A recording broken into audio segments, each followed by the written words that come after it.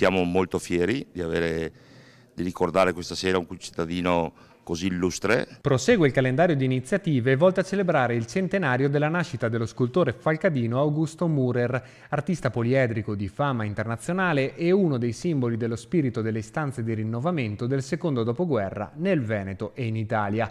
L'appuntamento forse più sentito, carico di emozioni e significato, si è tenuto venerdì nella sua Falcade, a cui l'artista è stato molto legato e dove ha sempre voluto mantenere il suo atelier. È bello ricordare anche questa cosa degli studi, perché la peculiarità di Mürer è che non ha mai voluto lasciare il suo territorio.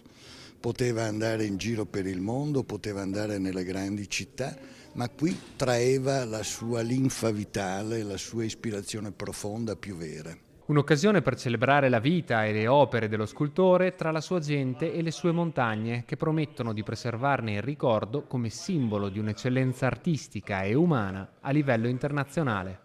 Mürer è un nostro concittadino famosissimo, ha lasciato tracce importanti, indelebili della valle e anche fuori della valle, perché è un artista riconosciuto a livello internazionale. E infatti saranno ancora molti gli appuntamenti coordinati dall'amico e scultore Elio Armano che permetteranno di riscoprire le 1000 sfaccettature di Mürer attraverso mostre e convegni, non solo in Italia ma nel mondo. Ci sono tanti eventi come la mostra magica del Palazzo Fulcis a Belluno, altre mostre che devono tenersi in autunno e convegni estremamente qualificati all'Ateneo Veneto, all'Accademia Olimpica, all'Accademia Patavina di Scienze, Lettere ed Arte e dopo altre cose anche in giro per il mondo, penso al Brasile.